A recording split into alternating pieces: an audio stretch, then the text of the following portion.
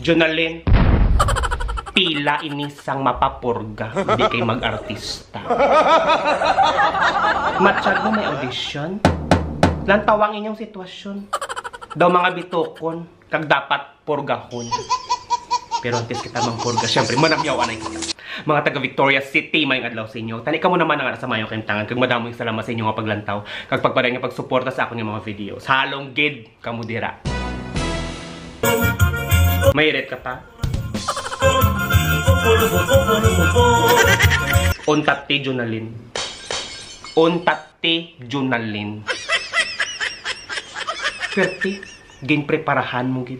May pa-attire ka pa. Tapos gin suro sa lapid. Ang daw sampodjot ni mga buhok.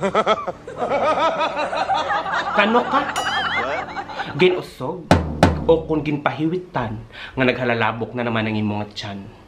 Pagprang ka, pila ka nakatuig nga wala nakautot. Gani kung ready ka na pungko plaster pamati, Jonalyn. Hindi ako doktor. Hindi man ako nurse. Pero sa imong sitwasyon, mahambal ko gid malnourished ka, Jonalyn. Malnourished ka. Tindog ka sa kilid. Butang ang imong kamot sa kilid. Hindi ka magiho.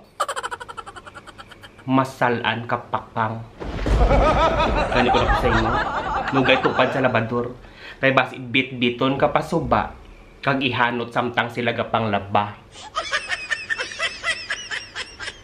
Jonalyn, wala ka na purga sang elementary ka? Hambala ko, napurga ka wala. Gani pagkatapos ni mo check up dire. Kantos piyak la misa. Palista para may burgor ka. Ang tabang sitwasyon mo. Daw balye na nga hindi na makapus nga. Gani Jonalyn, ako ang nagapakitluoy sa imo. Maluoy ka sa mga kabataanin. Maluoy ka sa mga kaapuhanin. Inang pag-ayod-ayod sa TikTok, kahuy-anan gid lamang. Pasalamat ka kay nagatindog ka. Kay kung nagahapa, daw bugungan ka nga paka. Gani Jonalyn, pamati. Magpakabuot ka. Kung may nabatsagan, malampasan mo gid ina. Pagtilaw lang ina. Kung ginagutom, todo hikaon. Dapat mapagros, mapagsik kag maabtik. Untati ang pag-ayod-ayod sa TikTok. Kaysa seryoso ang istorya. Jonalyn, butangan ka ikog. Daw galumbayag ka nga hippopotamus.